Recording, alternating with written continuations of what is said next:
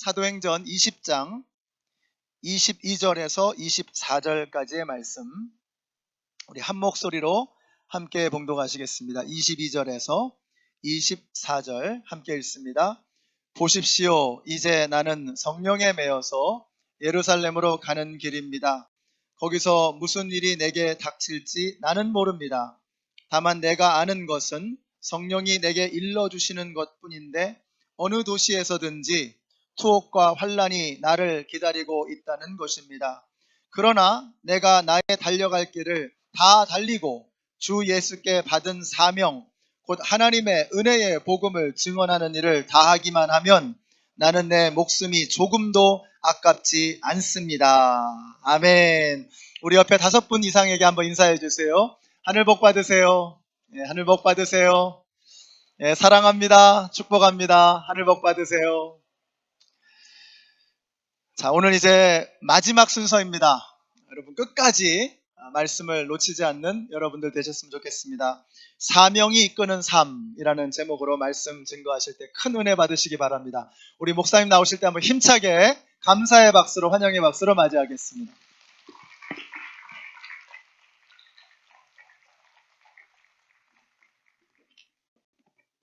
감사합니다. 한번 기도하겠습니다. 고마우신 하나님 감사합니다.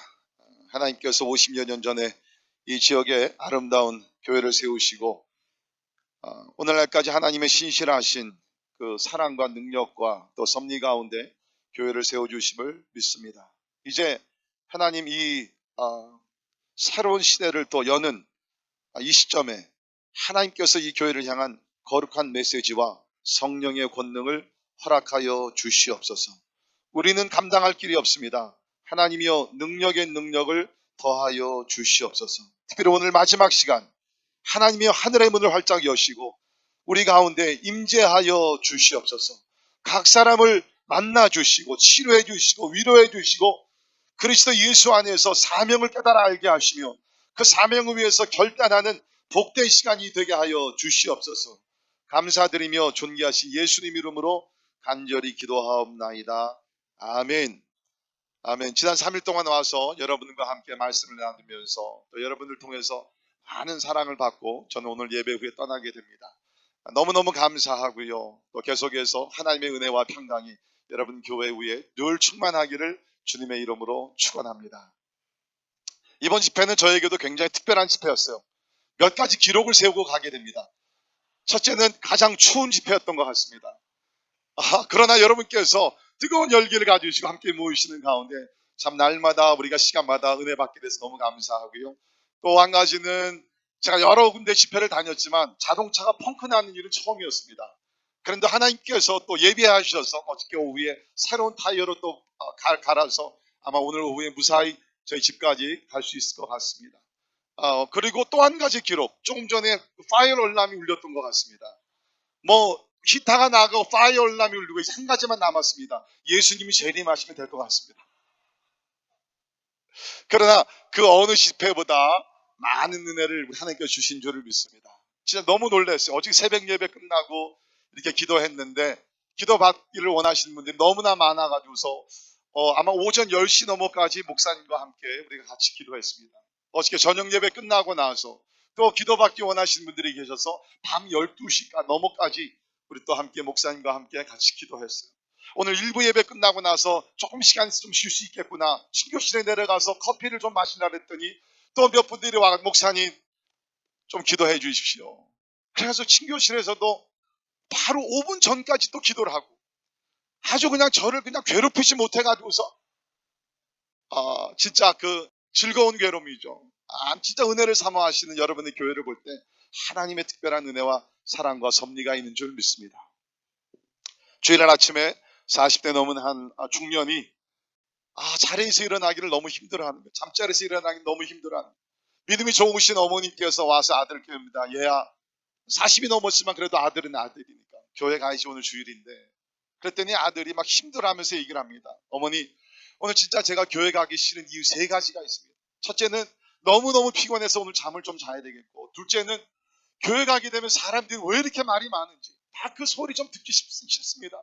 세 번째는 오늘 찬양된 너무 음악적으로도 아름다운 찬양을 들려주셨지만 아마 그 교회는 달랐던 것 같아요. 성가대 소리가 너무 듣기가 괴롭습니다. 나 교회 가기 싫습니다. 그 얘기를 들은 믿음 좀 어머님께서 말씀하십니다. 그래? 그러면 내가 오늘 왜 교회를 가야 되는 3가지 이유를 내가 얘기해 줄게. 첫째는 오늘이 주일이니까 무조건 교회를 가야 된다. 둘째는 사람을 보고 가는 것이 아니라 하나님을 보고 우리의 교회 가는 것이다. 믿으십니까? 네, 3번째 이유가 있습니다. 그것이 뭐냐면 왜 내가 오늘 교회를 가야 되느냐. 그 이유는 내가 그 교회 담임 목사이기 때문에 가야 한다.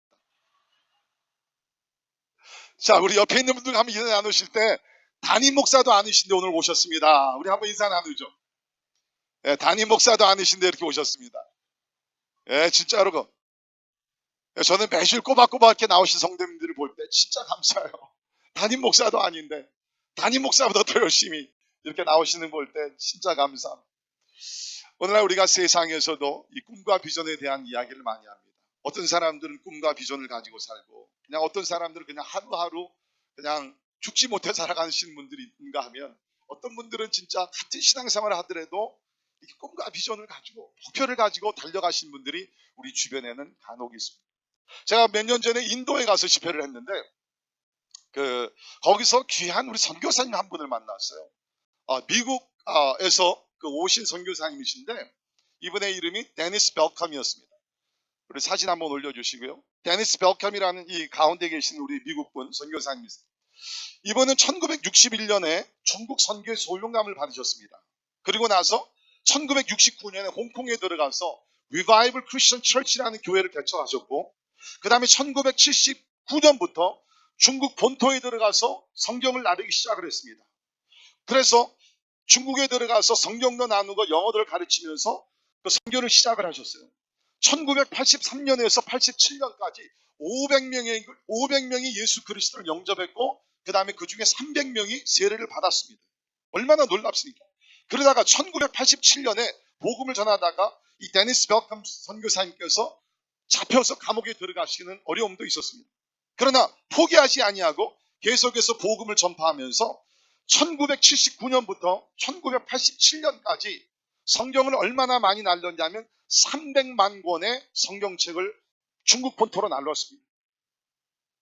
역시 안 놀라는 우리 성도들. 여러분 3권이 아니라 300권이라는 게 아니라 300만 권의 성경책 3 million copies of Bible. 그렇죠. 그게 이렇게 나와야죠. 300만 권의 성경을 날려서 얼마나 많이 날린 것이에요. 그 복음을 통해서 많은 사람들이 예수를 믿게 됐는데 들어보십시오. 1993년에 한 해에 4만 6천 명이 예수를 믿었습니다. 할렐루야, 너무 감사해요. 그 다음에 더 놀라운 일이 있습니다. 잘 들으세요. 1994년에 금식하며 여러 팀들이 기도하는 가운데서 한 해 동안에 복음을 전했는데 얼마나 많이 예수님을 영접했냐면 120만 명이 예수님을 영접했습니다. 야, 진짜 이제는 좀 뭐가 되네. 1.2 million people accepted Christ in 1 year. 여러분 120만 명. 이 교회가요 올해 50주년을 맞이합니다. Revival Christian Church.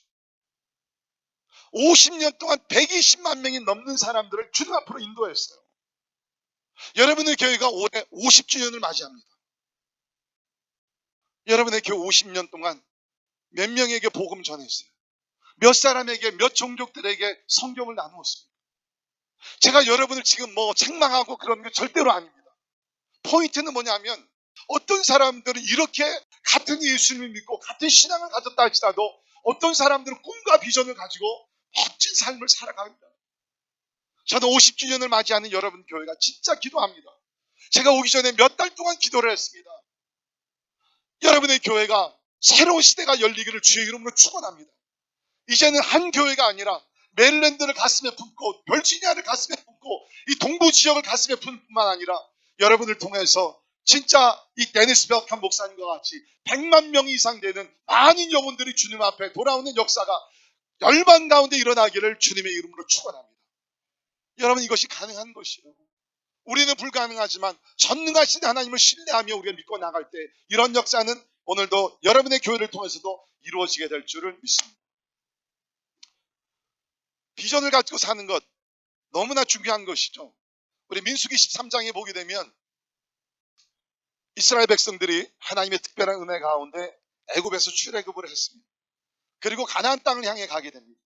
하나님은 이미 그 약속의 땅을 주신 거나 마찬가지였습니다. 그런데 조금 가다 보니까 두려움이 생기는 거예요. 우리가 진짜 가나안 땅을 가서 정복할 수 있을까? 그래가지고서 각 지파의 지도자들 한 명씩 뽑아서 12명을 가나안 땅에 40일 동안 정탐하고 돌아오게 합니다. 그들이 정탐하고 돌아옵니다. 보고를 합니다. 두 종류의 보고가 나오게 됩니다. 하나는 10명의 정탐꾼들이 얘기를 합니다.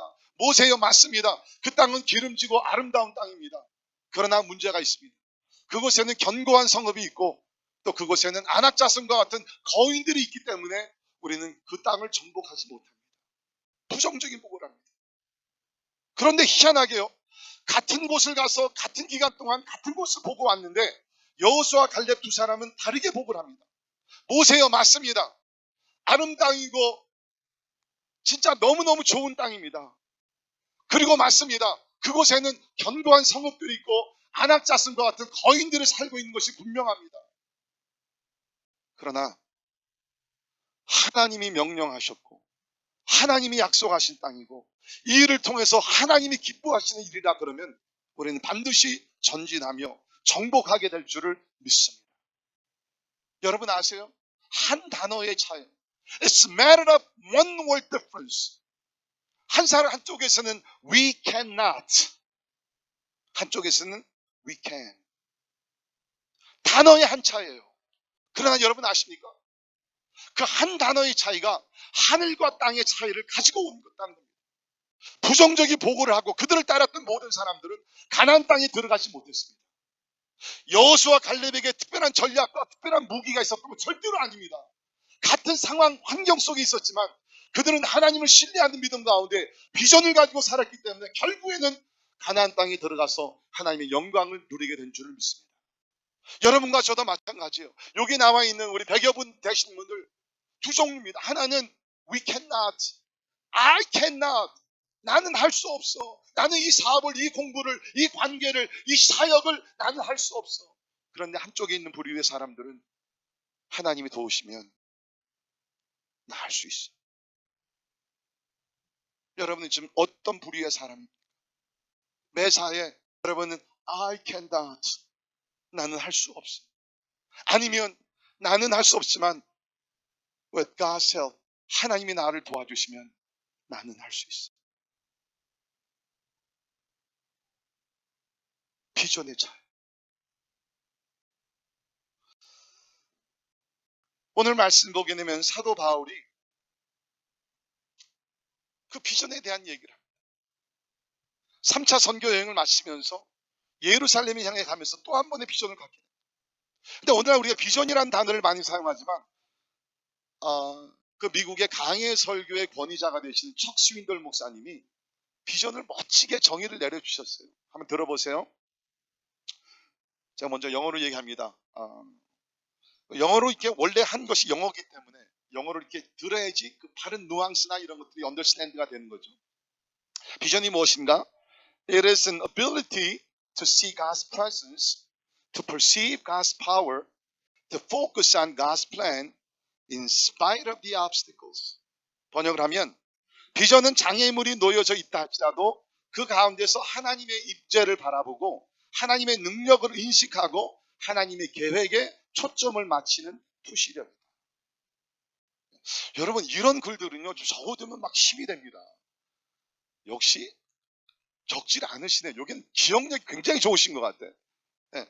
비전은 장애물이 놓여있다 할지라도 그 가운데서 하나님의 임재를 바라보고 하나님의 능력을 인식하고 하나님의 계획에 초점을 맞추는 투시력이라는 거예요. 여러분 우리가 비전을 가지고 살아나갈 때 장애물이 있다는 거였어요. There always will be obstacles. 장애물. 여러분 우리가 올림픽 경기 중에 우리 육상 경기 중에 하나의 종목이 있습니다. 그것이 뭐냐면 허들이라는 레이스죠.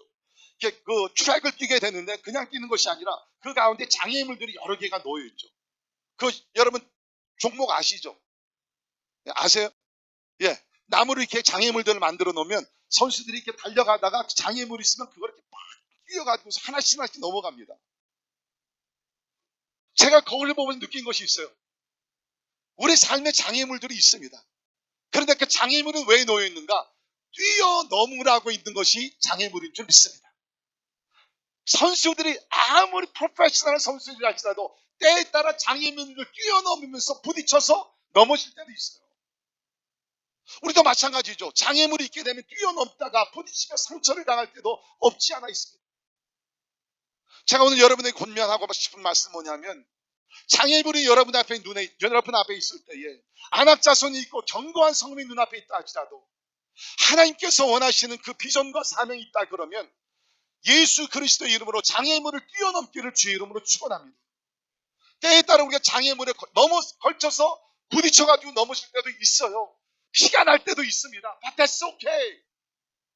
비전이 뭐냐 하면, 장애물이 눈앞에 있다 할지라도 하나님의 임재, 하나님의 능력, 하나님의 계획을 내가 바라보면서 장애물을 뛰어넘는 두시력이다. 그것이 바로 비전이에요. 여러분 그런 비전이 있으십니까? 장애물이 눈앞에 있을 때 뛰어넘는 용기와 그 믿음이 있냔 말이죠. 오늘 본문 말씀은 사도 바울이 본인의 어떠한 비전을 나누게 됩니다. 그런데 비전이라는 단어를 쓰지 아니하였고 더 깊이 있는 단어를 씁니다. 그것이 뭐냐면 사명이라는 단어입니다. 오늘 거기에 있는 말씀을 보게 되면 24절에 내가 달려갈 길과 주 예수께 받은 사명, 주 예수께 받은 사명. 비전은요 많은 경우에 나 자신을 위한 것이에요. 그런데 사명은 뭡니까? 하나님께서 우리에게 분부하신 그 명령, 그 목적인 줄 믿습니다. 비전도 좋지만 좀 더 성경적인 단어가 있다 그러면 그것은 사명이라는 거예요. 그 사명이라는 단어를 우리 영어로 얘기할 때 미션이라는 단어 씁니다. 우리 라틴어로 미시오라는 단어 쓰죠. 그것은 뭐냐면 보냄을 받았다는, The one who sent. 하나님께서 여러분을 이 땅에 보내셨을 때에 사명을 가지고 우리를 보내신 줄을 믿습니다. 여러분 이 땅에 사명이 있는 자들이에요. 그냥 돈만 벌기 위해서 살아가는 사람들이 아니라 사명이 있는 사람들. 근데 어떤 사람들은 사명을 깨닫고 사명을 이루는 삶을 살고, 어떤 사람들은 have no clue. 내 사명이 뭔지 전혀 모르면서 살아가는 불쌍한 분들이 있어요. 여러분의 사명이 뭔지를 아세요? 사명을 모르면 여러분 사명을 깨달으셔야 돼요. 또 사명을 무엇인지 아시는 분들은 사명을 끝까지 이루며 나가기를 주님의 이름으로 축원합니다. 자, 그런데 비전과 사명이 있다 그래서 다 이루는 것은 아니죠. 우리 주변을 보게 되면 그런 큰 꿈이 있는 사람들 많아요. 그런데 그 꿈을 막상 성취하며 이뤄가는 사람들은 굉장히 극소수입니다. 그러면 누가 그 꿈을 이뤄가느냐? 꿈이 좋아서 이루는 것이 절대로 아니고요. 꿈이 있다 할지라도, 장애물, 어려움이 있다 할지라도 그것을 뛰어넘는 결단력, 영어로는 determination, person with great determination, 결단력이 있는 사람들이 결국은 끝까지 승리하며 목적을 달성하고 사명을 이루게 될 줄을 믿습니다. 결단. 우리는 많은 경우에 꿈도 있고 뭐 은혜도 받고 그랬지만 결단력이 부족해서 우리가 원하는 것을 이루지 못했어요. 저는 일찌감치 이 결단력이 굉장히 중요한 것을 대학교 때 체험을 했는데, 그게 뭐냐면 제가 대학에 들어갔을 때 몇 가지 나름대로 결정을 했어요. 첫째는 대학에 들어가면 이제 놀지 않고 제가 공부만 열심히 해야 되겠다. 그러면서 제가 고등학교 때는요 워낙 인기가 많은 그러한 남학생이었습니다. 그러니까 여러분 지금 보시면 무슨, 여러분 나중에 제 젊었을 때 한번 사진 보시면요 최수종이 저리 가랍니다. 진짜로 진짜 멋진 사람이었어요. 그리고 제가 엊그제 간증을 했지만 시카고에서 valuable player, 농구 미국 학생들 최우수 선수상을 탔고요. 제가 고등학교 때 농구를 하게 되면서 복도를 지나가게 되면, 그때는 제가 이제 미국 이름이 없었습니다. 이제 제 미국은 데이빗인데 그때는 없었고 춘호라고 썼습니다. 그러면 학생들이 그냥 저를 보고요 천 그러는 거예요. 하늘의 천, 하늘에서 내려온 사람. 그냥 저를 천천 부르면서 그냥 저하고 한번 얘기하기 위해서 여학생들이 얼마나 많이 저를 따랐냐면 한국 학생들, 일본 학생들, 중국 학생들, 백인, 흐리, 히스패닉 다 그냥 천천 그러면서 여러분 고등학교 졸업할 때는 프람이잖아요. 프람. 대부분이 프람은요. 요새는 좀 바뀌었는지 모르지만 제가 다닐 때만 해도 남자 학생들 돈을 내주고서 여학생들 데리고 프람을 갑니다. 여러분 저는요. 고등학교 졸업할 때 여학생들 줄을 섰어요. 자기네하고 프람을 가지면 자기네가 비용을 다 대겠다는 거예요. 제가 이런 사람이에요. 근데 다 거절을 하고 안 갔죠 제가. 아무튼 고등학교 때 그렇게 인기가 많고 놀았기 때문에 뭐 놀았다 그래가지고 수집다 그런 건 아닙니다. 그냥 운동을 많이 했다는 거죠. 그러니까 대학에 가서는 내가 공부만 하리라. 내가 이성교제는 적어도 3학년 될 때까지 하지 않기려. 마음을 굳세게 먹고 이제 대학에 들어가서 열심히 공부했어요. 그때는 이제 주일날만 교회 다니고 주중에는 공부만 하고 막 그랬었는데 하루는 어떻게 돼가지고서 이제 금요일날 성경 공부를 하게 됐어요. 우리 오늘 NIH에서 오셨다는 분들도 계신데 금요일날 이제 성경 공부를 갔는데 이제 대학생들이 한 40여 명이 이제 한 방에 이렇게 모여 앉아가지고서 성경 공부를 하는 거예요. 근데 이 젊은이들이요 성경 공부할 때 동그랗게 앉으면 안 되겠더라고요. 항상 앞을 바라보면서 앉아야지. 동그랗게 앉으니까 저는 이제 여기 앉았고 제가 맞은편에 있는 어떤 여학생을 딱 보게 됐어요. 근데 그 여학생이 앉아가지고 하나님의 말씀을 정성을 하는데 천사 같은 거예요.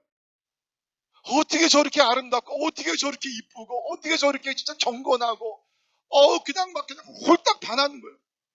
그러니까 그날에는 목사님 말씀이 들어오지 않고 계속 저는 그 여학생만 바라보고 그 속으로 계속 부르는 찬성이 주님의 뜻을 이루소서. 그날 밤에 기숙사에 돌아왔습니다. 내가 이성교제를 하지 않기로 결단을 했는데 너무너무 마음에 드는 거야. 수소문을 해가지고 그 여학생의 전화번호를 알아내가지고 전화를 합니다. 나 아무개 학생인데 오늘 이렇게 내가 당신을 보고 참 너무 좋은 마음이 있는데 근데 제가 실수를 하나 했어요. 무슨 실수를 했냐면 배고프지 않냐고 밤 10시 넘어서 배고프죠. 근데 제가 그때 무슨 좋은 식당 얘기를 했었는데 Would you like to go to McDonald's with me? 맥도날드 가지 않겠냐고. What a stupid of me. 그때 무슨 뭐 프라임 스테이크나 무슨 뭐 그런 얘기를 했었는데 맥도날드? 그러니까 당연히 거절을 하죠. 거절당한 거예요. 제 평생에 여자들에게 거절당한 건 처음입니다. 낙심도 되고 막 화도 나고. 그러나 포기를 안 하죠. 포기를 안 하죠. 계속 전화해요. 전화 받지도 않고. 편지를 보내고 선물을 보내고 만나주질 않는 거예요. 자기는 관심이 없다는 거예요. 그래가지고서 제 클래스들은 다 빼먹고 그 여학생 클래스 스케줄을 알아가지고서 계속 그 여학생 클래스만 따라다니는 거예요. 밤이 되게 되면 그 여학생을 보호하기 위해서 데이트는 안 해주니까 멀리 한 10m 뒤에 가지고서 쫙 이렇게 지켜주는 거예요. 그러다가 어떤 남자애들이 접근하면 가가지고서 이렇게 맞고. 여러분 그거를 6개월을 한 거예요. 6개월. 그런데도 안 움직이는 거예요. 마지막 방법이 뭡니까? 모든 방법을 취해서 안 될 때는 한 가지 방법이 있죠. 우리 그리스도인들이 사용하는 방법. 뭐예요? 금식이라는 거예요. 그 여학생을 놓고 금식하기 시작. 주여! 하나님께서 주시면 제가 진짜 그렇게 기도했어요. 하나님께서 이 여학생을 만나게 하시고 결혼까지 인도해 주시면 내가 목사 되겠습니다. 하나 배짱으로 나가. 안 주시면 나 목사 안 됩니다.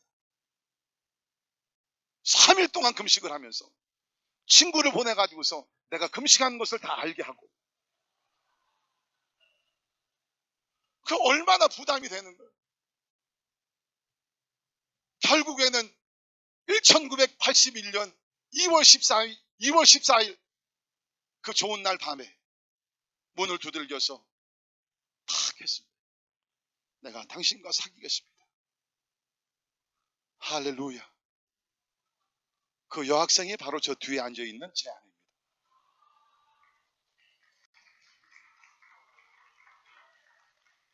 (5년) 동안 주 안에서 교제하고 저희 결혼한 지 33년이 됩니다. 어떤 분들은 제 아내 보신 분들은 자꾸 오늘도 보니까 자꾸 사모님 나이가 어떻게 되세요? 한 10살은 더 젊어 보이시는 것 같은데? 여러분, 제 아내가요, 저보다 1살 어립니다. 네. 근데 남편이 워낙 잘해주니까 저렇게 젊게 보이더라고요. 근데 중요한 것은 뭐냐면 결단력. 제가 그때 만약에 한두 번 시도했다가 포기를 했으면, 한 달 했다가 포기했으면, 2달 했다가 포기했으면 저 여인을 제 아내로 맞아들일 수 없을 뿐만 아니라 저는 오늘 목사가 안 됐어요.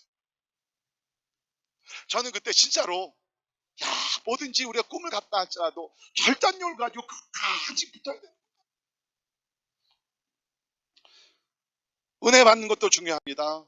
그러나 은혜를 지탱하기 위해서는 날마다 하나님 앞에서 결단해야 될 줄을 믿습니다. 자, 오늘 본문 말씀 보게 되면 사도 바울이 3차 선교 여행을 마치면서 이제 예루살렘을 향해 들어가는데 새로운 결단을 3가지를 내리게 됩니다. 첫째는 뭐냐면 불확실한 미래를 향해 뛰어들기로 결심합니다. 불확실한 미래를 향해 뛰어들기로 결심합니다. 22절 보십시오. 보라, 나는 이제 성령에 매여 예루살렘으로 가는데 거기서 무슨 일을 당하는지 알지 못하노라. 바울이 성령 충만한 영적인 거인이었습니다.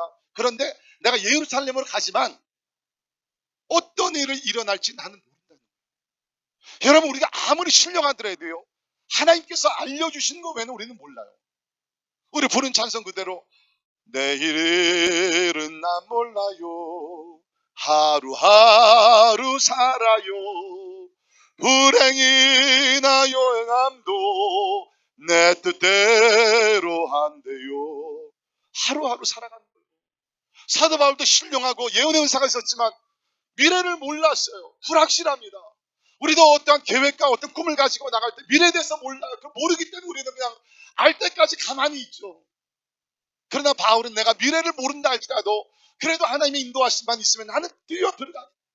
아브라함이 하나님의 부르심을 받았을 때 히브리서 11장에 보게 되면 갈 바를 모르며 나갔다는 것이에요. 오늘 선교지에 가신 분도 있다고 들었습니다. 우리 또 목사님 네팔에 가시는데 여러분, 이 선교와 전도란 특별히 우리가 갈 바를 모르면서 가는 것이에요. 교회도 어떤 면에서 우리가 내일을 모르면서 하나님을 의지하며 우리가 나가게 된다는 것입니다. 그러나 감사한 것은 우리는 갈 바를 모르지만 여기 중요한 건 한 가지 있습니다. 성령에 매여 성령의 인도하심을 따라, 영어는 compelled by the Spirit, 성령께서 자꾸 저를 밀어붙인다는 거예요. 성령께서 예루살렘으로 가라 자꾸 인도하신다. 성령 하나님은 살아계신 하나님이신 줄 믿습니다. 비록 내가 내일 어떤 일이 일어난다 할지 모르지만 그래도 성령의 인도하심 속에서 우리는 미래 모르는 일이 있다 할지라도 우리는 그 길을 달려가는 것입니다. 그러면 하나님께서 인도하신다. 저는 이거를 삶의 현장, 사역 쪽에서 많이 체험을 합니다. 제가 1995년부터 2000년까지 이렇게 그 선교지를 어디를 많이 갔냐면 그 괌 주변에 조그만 섬들이 있습니다. 그 지역을 마이크로니시아라고 그러는데 조그만 섬들이 많아요. 거기 한번 그 섬 중에 축이라는 섬을 갔어요. 인구가 12만 명. 근데 말 그대로 여러분들이 텔레비에서 보시는 정글과 같은 곳입니다. 길이 없고 뭐 없어요. 근데 그곳에 이제 미국의 30명의 단기 선교팀을 데리고 가서 2달 동안 단기 선교를 하는 거예요. 2달 동안. 우리가 신학교에서 짐을 풀고 이제 그 섬의 반대쪽에 있는 어느 교회를 방문해서 이제 한 4일 동안 이제 사역을 해야 되는 것이에요. 그래가지고서 이제 우리가 가는데 선교사님이 무슨 일이 있어서 저희를 그곳까지 데리고 갈 수 못했습니다. 그래서 우리 보고 이렇게 가면 됩니다. 조그만 지도를 그려주시고 우리 보고 그냥 가라는 거예요. 그래가지고서 뭐 쉬운가 보다. 그래서 30명을 이제 인솔해가지고서 이제 짐을 가지고서 이제 반대쪽에 있는 교회로 이제 가는 거예요. 좀 가다 보니까는 뭐 길이 있는 것도 아니고 그냥 정글 같은 곳이니까 잃어버리잖아요. 야, 이거 우리 잃어버렸구나. 무슨 셀폰이 있는 것도 아니고 아무것도 없네요. 근데 다행히도 옆에를 보니까 조그만 오두막집 같은 그냥 그런 집이 있어요. 그러니까 문을 두들겼습니다. 남자분이 나오시는데 여기만 이제 싹 가리고 그렇게 사시는 분들이니까 가리고서 나와가지고서 이제 무슨 일입니까? 그래서 우리가 저 어디 가야 되는데 길을 잃어버렸는데 좀 도와주세요. 그랬더니 그분이 아주 그 친절하게 거기 어렵지 않습니다. 조금 가시다 보면은 바나나 나무가 나오게 되는데 바나나 나무를 만나면 오른쪽으로 가십시오. 조금 더 가다 보면 파인애플 나무가 나오게 되는데 거기서 왼쪽으로 가시면 또 바나나 나무가 나옵니다. 그러면 직진해서 한 100m 가면은 교회가 나옵니다. 그래요? 알겠습니다. 가다 보니까 진짜 바나나 나무가 나오는 거예요. 근데 문제는 바나나 나무가 한 그루가 아니라 엄청나게 많은 바나나 나무가 있는 거예요. 이거 어느 바나나 나무를 보고 가라는 거예요.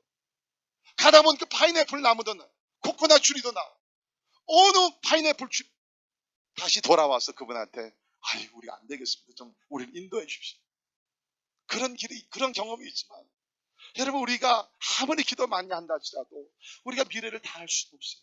그러나 성령 하나님께서 우리를 친히 인도해 줄 줄을 믿습니다. 진짜 저는 여러분이 꼭 무슨 사회뿐만 아니라 내 사회, 자녀들의 대학 문제, 결혼 문제, 모든 것을 놓고 성령님 좀 인도해 주세요 하면 성령께서 여러분의 자녀들의 길을, 여러분의 가정을 인도해 줄 줄 믿습니다. 두 번째는 고난을 당하기로 결단을 합니다. 자, 보십시오. 많은 것을 몰랐어요. 한 가지만 알았습니다. 23절에 보면 오직 성령이 각성해서 내게 증언하여 결박과 환난이 나를 기다린다 하시다. 여러분, 우리가 사명을 가지고 나가는 길에는 항상 있는 것이 있습니다. 그것이 뭡니까? 환난과 고난이 항상 있습니다. 환난, 어떤 이렇게 말씀드리고 싶어요. 환난과 고난이 없는 길은 주의 길이 아니다. 한번 따라 하시기 바랍니다. 환난과 고난이 없는 길은 주의 길이 아니다. 여러분, 예수님이 하나님의 전능자 아들로 오셨지만 얼마나 많은 수모를 받으시고 핍박을 받으시고 죽기까지 하셨잖아요. But that's the way. 그게 하나님이 인도하시는 길이었어요. 우리가 누구라고 예수님이 걸어가신 십자가의 좁은 길을 우리 걷지 않겠냔 말이죠. 주의 길은 항상 좁아요. 좁은 문을 통과해서 좁은 길을 걸어가고 많은 사람들이 걸어가는 길이 아니라 소수의 사람들만이 걸어가는 길을 우리는 걷고 있다는 것입니다. 여러분, 기억하시기를 바랍니다. 털툴리안이라는 우리 초대교회 대부죠. Church Father. 그분이 이런 얘기했어요. He who fears to suffer cannot be his own who suffer. 고난받기를 두려워하는 자들은 고난을 받으신 주님의 사람이 될 수 없다. 역시 아무도 적지 않습니다. 고난을 받기를 두려워하는 자들은 고난을 받으신 주님의 사람이 될 수 없다. 내가 고난을 받기를 두려워하고 싫어하면 주님의 사람이 될 수 없다는 것이에요. 진실한 authentic Christian must face trials and sufferings in our journey. 우리의 여정 가운데서 진실한 그리스도의 사람들은요, 고난과 환난과 핍박은 항상 있다. 여러분이 주의 일을 할 때 모든 사람들이 박수갈채를 보내고 모든 사람들이 동의하고 모든 사람들이 여러분과 함께 같은 길을 거둘 것이다. No. 하나님의 길은 절대로 그렇지 않아요. 우리가 아무리 좋은 일을 할지라도 환난과 핍박은 항상 우리에게 있을 수밖에 없다. 하나님의 은혜 가운데 제 아내와 저는 오늘까지 목회를 감당을 하고 있습니다. 특별히 목사님들이요, 가장 큰 과제 중에 하나가 뭐냐면 decision making, 결정하는 거죠. 참 희한하게요, 교인들이요 평상시에는 자기네들이 다 결정을 내려요. 그런데 진짜 중요할 때는요, 에이, 목사님이 기도하시고 알아서 결정하시면 우리가 따라가겠습니다. 그렇게들 하시죠. 근데 막상 목사님께서 기도하고 결정을 내리시면 물론 100% 동의하면 따라오는 경우도 있죠. 많은 경우에 아이, 목사님 그게 무슨 그건 안 돼요, 목사님. 아니, 그러면 왜 목사님한테 결정을 하라 그래요? 목사님한테 부탁했으면 결정한 건 따라가야지. 저와 제 아내도 목회하면서 많은 결정을 내려요. 근데 우리에게는 기준이 있습니다. 그 기준이 뭐냐면 결정을 할 때 항상 우리는 힘들고 어려운 길을 택합니다. 고난이 있는 길, 보통 사람들이 취하지 않는 그 길. 이제까지 우리는 그러한 예수님의 말씀 그대로 좁은 길을 걸어가고 웬만한 사람들이 걷지 않는 그 결정을 하며 나갑니다. 힘들고 어렵죠. 진짜 힘들어요, 여러분. 오늘 제 아내가 와 있지만 저와 함께 30년 넘게 목회를 함께 하면서 저도 많은 고난과 어려움이 있었지만 제 아내는 더 힘들었어요. 진짜 목사의 사모의 자리가 저렇게 힘든지 이번에 다시 한번 저는 깨달았어요. 어떤 경우에는 그전에는 집에 전화가 있지 않습니까? 그럼 교인들이 전화 오면 제 아내가 저를 좀 쉬게 해주기 위해서 전화기를 딱 받습니다. 그러면 교인이 말하는 말, 왜 사모님이 받으세요? 누가 사모님하고 대화를 원하는, 목사님이 받으셔요. 다음부터 전화 받지 마세요. 여러분, 어떻게 그렇게 잔인하게 사모한테 대하는 거예요? 저런 아픔을 수모를 30년 동안 받으면서 목에 함께 걸어와. 그러다가 작년 4월 10일 유방암이라는 진단을 받게 됐습니다. 믿을 수가 없었어요. 3번의 큰 수술을 하고 키모테라피를 받고 30번의 레디에이션 방사선 치료를 받고, 제 안에 지금 저렇게 와 있지만 본인의 머리카락이 아닙니다. 가발입니다. 머리가 다 빠졌었어요. 제가 제 아내가 그런 고통의 길을, 그 과정을 걸어갈 때 그 아름다운 아내가 머리가 다 빠져. 그래서 남편에게도 그 모습을 보여주지 않고 집에서도 항상 모자를 쓰고, 제가 좀 괜찮다고 모자를 벗으라고 그래도 모자를 쓰고, 어쩌다가 이제 모자를 잠깐 벗으면 머리카락이 하나도 없는. 제 아내가 아프지 않을 때는요 머리숱이 굉장히 많았어요. 그래가지고서 목욕탕 이제 그 베드룸 청소를 하다 보면 또 베드룸에 보면 머리카락이 너무 많아가지고 제 마음속으로, 아유 이렇게 머리카락이 많아, 나같이 없으면 얼마나 좋아. 근데 제 아내가 머리카락이 다 빠지고 가는 것도 없으니까요, 제가 뭐가 그리운 줄 알아요? 저 카페트 위에 아내 머리카락이 있으면 얼마나 좋을까. 저 목욕탕 바닥에 아내의 머리카락이 좀 떨어져 있으면 얼마나 좋을까.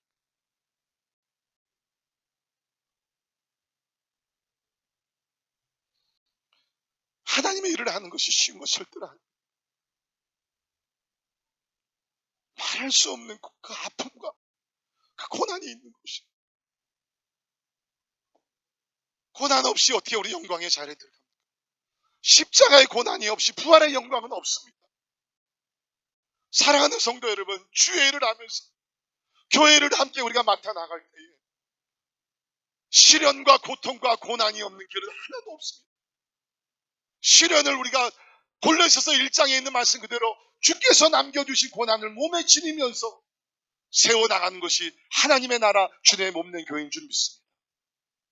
오늘 이 날에 여러분께서 결단하시며 그 중에 하나가, 주님, 주께서 남겨주신 고난을 내 몸에 채우면서 주의 몸된 교회를 내가 섬기며 나가기로 합니다. 고난을 두려워하지 말게 하시고 좁은 길을 두려워하지 말게 하시고 십자가의 길을 지는 것을, 십자가 길을 걷는 것을 두려워하지 말게 해주십시오. 사도 바울이 결단을 내립니다. 고난이 있다 할지라도 나는 두려워하지 않겠습니다. 예루살렘으로 들어가겠습니다. 아신 대로 예루살렘에 들어가면 고난을 받습니다. 40여 명의 북동 사람들이 막 결단을 하죠. 바울을 죽이기 전에 우리가 먹지도 마시지도 않겠다. 법정에 6번을 쓰게 되면서 뺨을 맞고 엄청난 고난을 받습니다. 그러나 그 길이 주님의 길이요 주께서 부르신 사명의 길이기 때문에 두려워하지 아니하고 고난받기를 결단을 했다는 것입니다. 오늘 집회 마지막 날 여러분 가운데 그러한 결단이 있기를 바랍니다. 나의 실수, 나의 잘못으로 받는 고난이 아니라 예수 그리스도 때문에, 그리스도의 복음 때문에, 하나님의 이름 때문에 나는 고난을 받기로 결단하겠습니다. 세 번째 결단은 믿음의 경주를 끝까지 마치기로 결단해야 합니다. 오늘 24절에 내가 달려갈 길과 주 예수께 받은 사명, 곧 하나님의 은혜의 복음을 증언하는 일을 마치려 하면은 나의 생명조차 조금 더 귀한 것으로 여기지 아니하노라. 하나님께서 주신 사명을, 중요한 것은 마치려 하는, 시작보다 중요한 것은 끝내십니다. 어떻게 끝나는가? 교회에서 직분을 받을 때 시작이 중요하지 않습니다. 그 직분을 가지고, 사명을 가지고 어떻게 끝까지 그 사명을 성실하게 감당을 하느냐가 중요한 것입니다. 세상 일도 그렇습니다. 시작보다 어떻게 끝나는 것이 더 중요합니다. 어떻게 사업을 마치고 어떤 직장 생활을 마치고 그 교회를 마치는 것이 더 중요합니다. 주의 일도 마찬가지라는 겁니다. 우리가 어떤 주의 일을 주께서 주셨을 때 그 일을 어떻게 마치느냐가 중요합니다. 사도 바울은 이렇게 생애를 마치면서 멋진 고백과 마지막 유언을 남겼습니다. 나는 선한 싸움을 싸우고 나의 달려갈 길을 마치고 믿음을 지켰으니 이제후로는 나를 위하여 의의 면류관이 예비되었으므로 주 곧 의로우신 재판장이 그날에 내게 주실 것이며 내게만 아니라 주의 나타나심을 사모하는 모든 자에게는이라. 아멘. 믿음을 지켰습니다. 여러분, 믿음을 지키시기를 주의 이름으로 축원합니다. 마지막 때에 여러분 믿음 뺏기지 마십시오. 전달에도 말씀드렸지만 우리가 백스라이딩 뒤로 퇴보하게 되면 분명히 멸망한다 그랬습니다. 앞으로 전진하셔야 합니다. 끝까지 달려가셔야 해요. 믿음의 경주를 달려가기를 주님의 이름으로 축원합니다. 우리가 얼마 동안 오래 사는 것이 중요한 게 아니라 어떤 가치 있는 삶을 사는 것이 중요해요.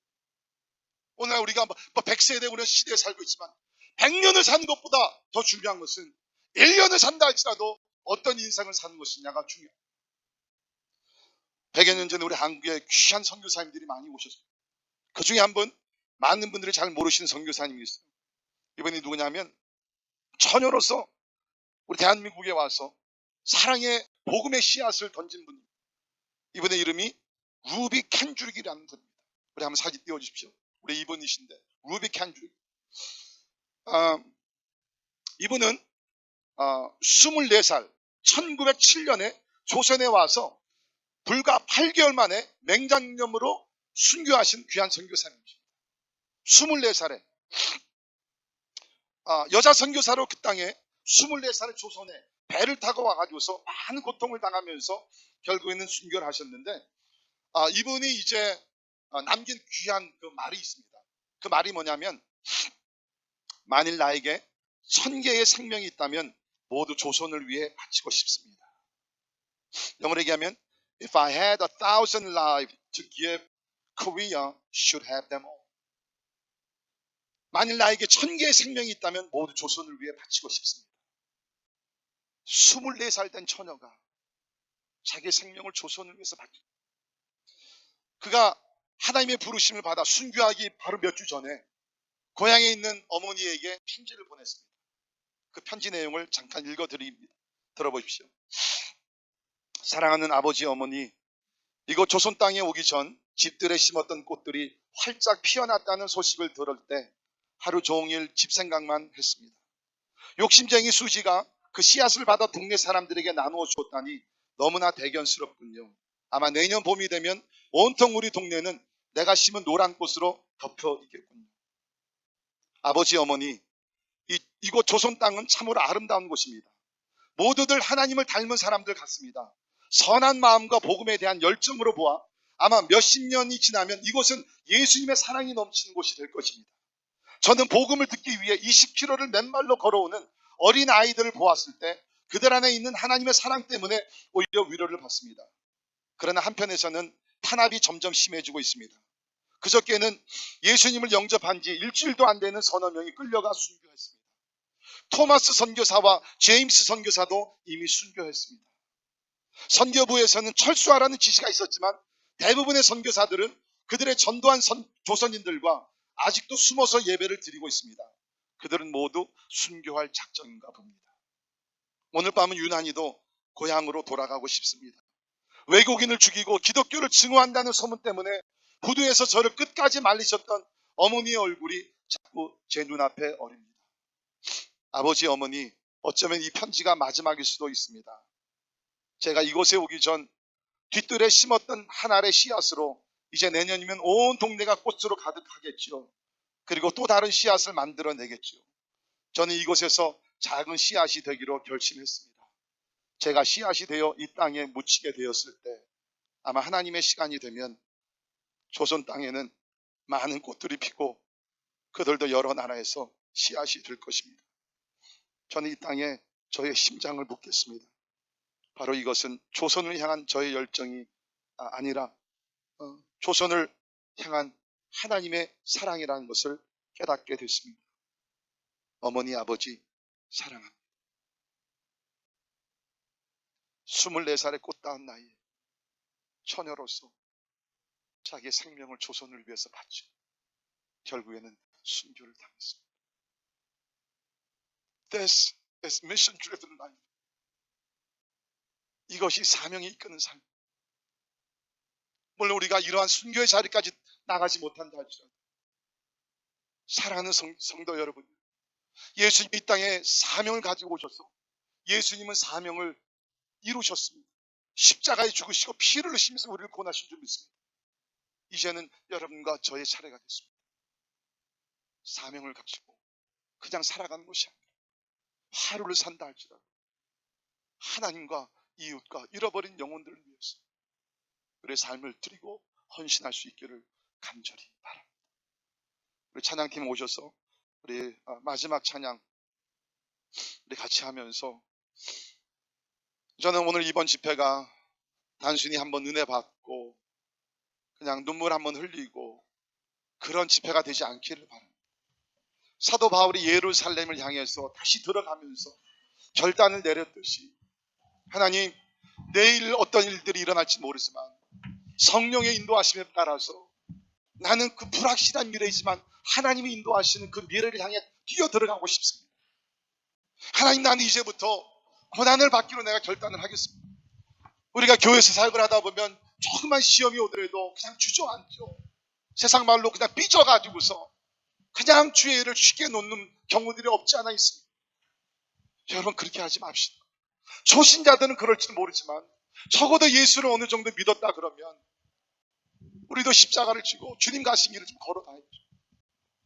고난 뒤에는 반드시 하나님이 예비하신 놀라운 영광이 있는 줄을 믿습니다. 끝까지 달려갑시다.